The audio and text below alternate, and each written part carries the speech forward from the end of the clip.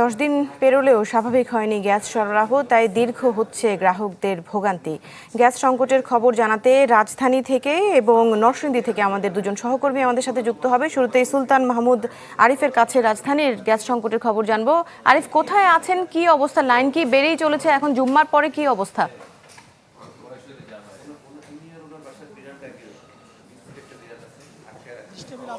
মহাখালীর একটি ফিলিং স্টেশনে রয়েছে এবং এছাড়া সকাল থেকে বেশ কয়েকটি পাম্পে আমরা ঘুরেছি, দেখেছি সেখানকার ভোগান্তি আমরা জানার চেষ্টা করেছি। তবে বেশিরভাগ রাজধানীর বেশিরভাগ ফিলিং স্টেশনগুলোতে গ্যাস দেওয়া হচ্ছে না এবং গ্যাস বলা হচ্ছে যে একেবারে বন্ধ রয়েছে। তবে যে কয়েকটিতে গ্যাস দেওয়া হচ্ছে সেগুলিতে দীর্ঘ থেকে দীর্ঘ লাইন কিন্তু ইতিমধ্যে তৈরি হয়েছে এবং আমি বর্তমানে মহাখালী যেখানে রয়েছি এখানে গ্যাস মোটামুটি দিচ্ছে, যার কারণে দেখতে পাচ্ছেন যে লাইন দীর্ঘ থেকে দীর্ঘ যে লাইন সেটি কিন্তু দেখা যাচ্ছে এবং প্রায় বলা যায় যে 1 কিলোমিটার ধরেই মূলত এই লাইনেই যারা গ্যাসে গাড়ি চালায় তারা এসে এখানে দাঁড়িয়েছেন এবং এর পাশাপাশি আমরা দেখেছি এখানকার যে সিএনজি চালক যারা রয়েছেন তাদের যে ভোগান্তির যে বিষয়টি সেই বিষয়টি কিন্তু একেবারে এখানে স্পষ্ট। তারা বলছেন যে তারা দীর্ঘক্ষণ দাঁড়িয়ে থেকে যেখানে তাদের 600-800 টাকার গ্যাস লাগে সেখানে তারা গ্যাস পাচ্ছেন মাত্র 1 থেকে 150-200 টাকার গ্যাস।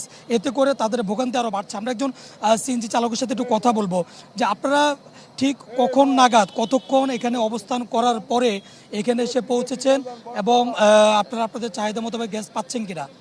আমরা 3 ঘন্টা পর এখানে আসছি, আরও 1 ঘন্টা লাগবে, কিন্তু আমরা যেই চাহিদা মতো লাগে গ্যাস সেই চাহিদা মতো পাই না। 100 টাকার 120 টাকার পাই, এত আমাদের হয় না। আমরা খুব বিপদে আছি, খুব কষ্টে আছি। এতে করে এক ধরনের অভিযোগ আসছে যে আপনাদের গ্যাসের সংকট বাড়ার কারণে গ্যাস ঠিকঠাক মতো না পাওয়ার কারণে আপনারা যাত্রীদের থেকে অতিরিক্ত ভাড়া চাচ্ছেন। এটি আসলে কতটুকু সত্য এবং যদি চেয়েও থাকেন আপনারা কি অতিরিক্ত ভাড়া পান? না না না, আমাদের সীমিত দেয়, আমরা পাই না। ওইটা অটো রিক্সা দিয়ে চলে যায়, সেই ভাড়াই পাই, আর বেশি ভাড়া দেয় না। তোমাদের গ্যাসের দাম বাড়ছে, তাতে কি হয়েছে? আমাদের ভাড়া বাড়াবে কি জন্য? অনেক প্রবলেম যাত্রীদের। ভাড়া বাড়তে চাচ্ছেন কিন্তু তারা দিচ্ছে না। দিবে না তারা, কারণ বাড়তি চাইলে আরো উল্টাপাল্টা কথা বলে। আমরা যদি বলি যে গ্যাসের প্রবলেম, 2 ঘন্টা 2.5 ঘন্টা সিরিয়ালে থাকে গ্যাস পাই 50 টাকা 100 টাকার, 100 টাকার বেশি গ্যাস ঢোকে না। তো আমরা 250 টাকা ভাড়া বাড়তি চাইলে আপনাদের ক্ষতি কোথায়? আপনাদের কাছে আপনাদের বাড়ায় না, আমরা পাবো কোথায়?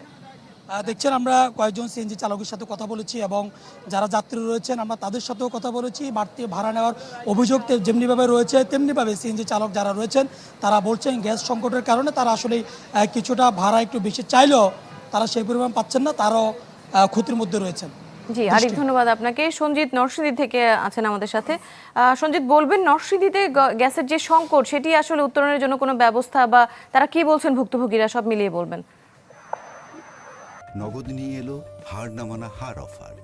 সর্বনিম্ন 10,000 টাকা রেমিটেন্স নগদে পাঠালে থাকছে স্বর্ণের হার জেতার সুযোগ। দৃষ্টি নরসিংদীতে গ্যাসের যে সংকট সেটা কিন্তু তীব্র থেকে তীব্র হচ্ছে এবং নরসিংদীর যেসব শিল্প কারখানা রয়েছে, বিশেষ করে গ্যাস নির্ভর শিল্প কারখানা, সেগুলো কিন্তু অধিকাংশই প্রায় বন্ধের উপক্রম হয়েছে। এবং এই মুহূর্তে আমি দাঁড়িয়ে আছি নরসিংদীর যে শিল্পাঞ্চল চুয়ালা এলাকায়। এখানে প্রায় অনেক ফ্যাক্টরি রয়েছে, 100 থেকে অন্তত 200 শতাধিক ফ্যাক্টরি রয়েছে যেখান থেকে সুতা কাপড় উৎপাদন হয়। সেই সব কারখানার কিন্তু যেগুলি গ্যাস নির্ভর তার অধিকাংশই বন্ধ রয়েছে, আর যে কয়েকটি গ্যাস চলছে সেটাও কিন্তু তুলনামূলক চাপ কম থাকা তারা উৎপাদনে যেতে পারছে না। আমরা এই মুহূর্তে একটু সরাসরি কথা বলার চেষ্টা করবো নরসিংদী জেলা শিল্প মালিক সমিতির সাধারণ সম্পাদকের সাথে। গ্যাসের অভাবে আসলে কি সমস্যার সম্মুখীন হচ্ছেন বা কি সমস্যা হচ্ছে একটু বলতে? গ্যাসের অভাবে আমাদের স্পিনিং মিল, ডাইং এবং সাইজিং মেশিন এগুলো দিয়ে গ্যাস না পায় এগুলো কোনোভাবে চালানো সম্ভব না। স্পিনিং এর সাথে আমাদের সবকিছুর সম্পর্ক। স্পিনিং চললে আমাদের সাইজিং চলবে, সাইজিং করলে আমাদের টেক্সটাইলের উৎপাদন হবে, আর নয়তো সব উৎপাদনই ব্যাহত হবে। গ্যাস না থাকলে আমাদের স্পিনিং এর উৎপাদন কমে যাবে। ডাইং ফ্যাক্টরি এক্সপোর্ট হবে, এক্সপোর্ট আমাদের যে পরিমাণ এক্সপোর্ট আমরা করতে পারবো না, দেশের অর্থনীতি বিপর্যস্ত হবে। এমনিতে বিপর্যস্ত অর্থনীতি আরো বিপর্যস্ত হয়ে যাবে। আমাদের মাননীয় প্রধানমন্ত্রী আশ্বাস দিয়েছেন যত দ্রুত ইনশাল্লাহ পরিত্রাণ হবে। আমরা আশা করছি ইনশাল্লাহ খুব তাড়াতাড়ি আমরা থেকে পরিত্রাণ পেয়ে ইনশাল্লাহ আমরা আগের মতো সেই প্রোডাকশন আবার চলে যেতে পারবো ইনশাল্লাহ। দর্শক, আপনি শুনছিলেন দৃষ্টি যে আসলে গ্যাসের যে সংকট, আপনি দেখবেন, আমি চিত্রটা একটু দেখাতে চাই। এই কারখানাতে মূলত সকল যেই মেশিনারি রয়েছে সেগুলা কিন্তু বন্ধ এবং শ্রমিক যারা রয়েছে তারা কিন্তু অনেকটাই অলস সময় পার করছে। এই ফ্যাক্টরিগুলোতে কিন্তু উৎপাদন বন্ধ থাকার কারণে কিন্তু আপনার মেশিনের যে চাকা, সেই চাকা কিন্তু ঘুরছে না এবং মেশিনগুলো কিন্তু অফশোর বসে আছে। এবং এর যে মূল প্রভাব হচ্ছে যে এটার যে মূল প্রভাব, এটা আসলে জাতীয় অর্থনীতিতে পড়বে। কারণ নরসিংদীতে যেসব পোশাক উৎপাদন হয় সেগুলি কিন্তু রপ্তানি হয়।